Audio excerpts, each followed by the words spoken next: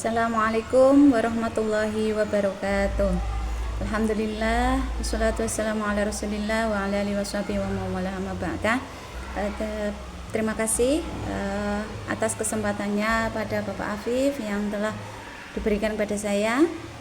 Di pagi yang cerah ini saya bisa mempresentasikan bahan ajar yang dimana itu sebagai bahan saya untuk mengajar ketika di kelas. Oke, langsung saja saya mulai. Tema hari ini adalah tentang Indonesiaku kaya akan alamnya, yaitu ini berkaitan dengan pelajaran IPAS yang membahas tentang kekayaan yang kita miliki di Indonesia ini. Apa sih kekayaan kita? Sebelumnya terlebih dahulu kita harus mengerti bahwasanya Indonesia adalah negara yang kaya akan kekayaan alamnya dengan keanekaragaman hayati yang melimpah baik di darat maupun di laut. Keajaiban alam Indonesia ini menjadikan negara Indonesia memiliki potensi besar dalam berbagai sektor, terutama pariwisata dan pertanian. Wilayah Indonesia membentang luas dari Sabang sampai Merauke, di antaranya keduanya tersimpan sebagai kekayaan alam yang beragam. Perlu kita ketahui apa sajakah kekayaan alam kita yang memiliki potensi sebagai pariwisata dan juga pertanian yang bisa memajukan perekonomian warga Indonesia. Yang pertama yaitu sumber daya alam di Indonesia.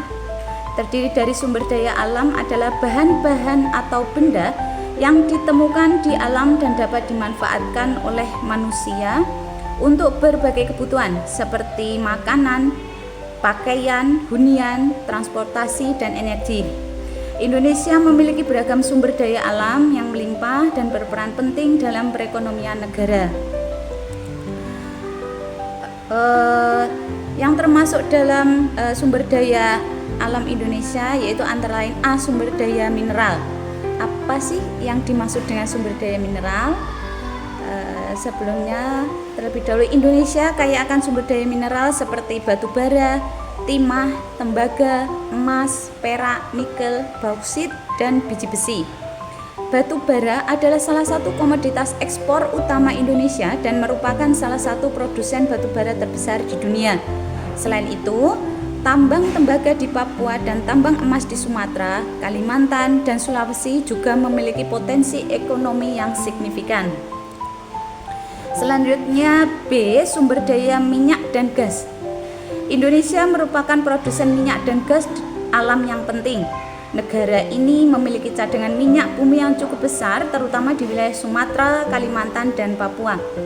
Beberapa ladang minyak dan gas yang terkenal di Indonesia antara lain ladang minyak Cepu, lapangan minyak Natuna, dan lapangan minyak Rokan. Sektor energi ini memberikan kontribusi penting dalam perekonomian negara dan pendapatan negara melalui ekspor. Jadi ini tentunya sangat berperan dalam perekonomian warga Indonesia ya. Selanjutnya yang C, sumber daya hutan. Sumber daya alam adalah bahan-bahan atau benda yang ditemukan di alam dan dapat dimanfaatkan oleh manusia untuk berbagai kebutuhan seperti makanan, pakaian, hunian, transportasi, dan energi. Indonesia memiliki beragam sumber daya alam yang melimpah dan peran penting dalam perekonomian negara. Selanjutnya D, sumber daya kelautan. Indonesia dikelilingi oleh laut yang luas. Indonesia memiliki sumber daya kelautan yang melimpah dan Indonesia memiliki potensi perikanan yang besar dengan berbagai jenis ikan, udang, kerang, produk perikanan dan produk perikanan lainnya.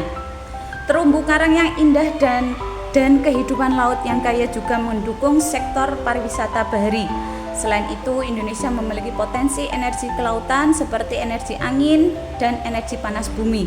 Jadi ketika Indonesia dijadikan sebagai sumber pariwisata, misalnya snorkeling, untuk mengetahui bagaimana bawah laut itu ekosistemnya bagaimana. Contohnya seperti itu. Selanjutnya yaitu D, sumber daya pertanian. Lahan subur, iklim tropis, dan cuaca hujan yang tinggi memberikan Indonesia potensi pertanian yang besar.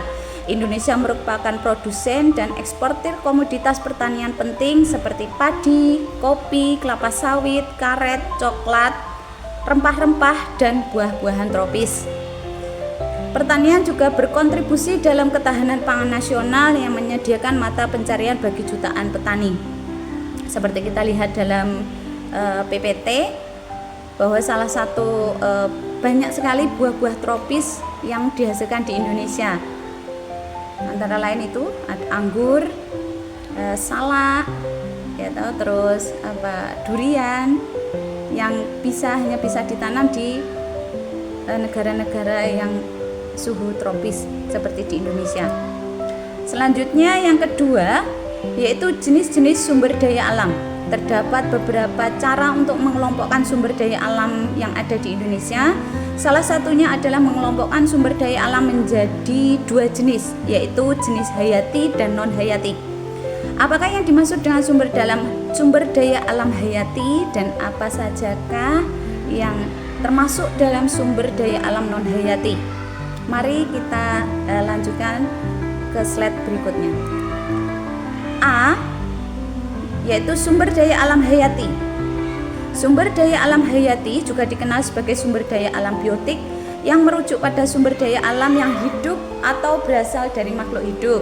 Contoh sumber daya alam hayati meliputi hutan, lahan pertanian, ikan, hewan ternak, mineral, dan nutrisi yang diperoleh oleh alam, serta bahan baku seperti kayu, rotan, dan obat-obatan alam, atau termasuk sumber daya alam yang dapat diperbarui ya.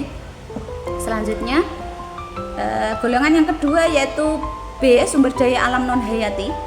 Sumber daya alam non-hayati juga dikenal sebagai sumber daya alam abiotik yang merujuk pada sumber daya alam yang tidak hidup dan tidak berasal dari makhluk hidup.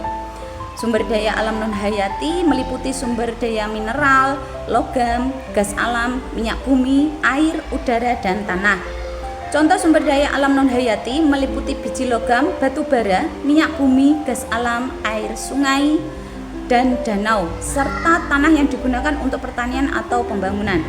Sumber daya alam non-hayati juga memiliki peran penting dalam menyediakan energi bahan baku industri, sumber daya alam bersih, dan dukungan bagi kehidupan manusia dan ekosistemnya.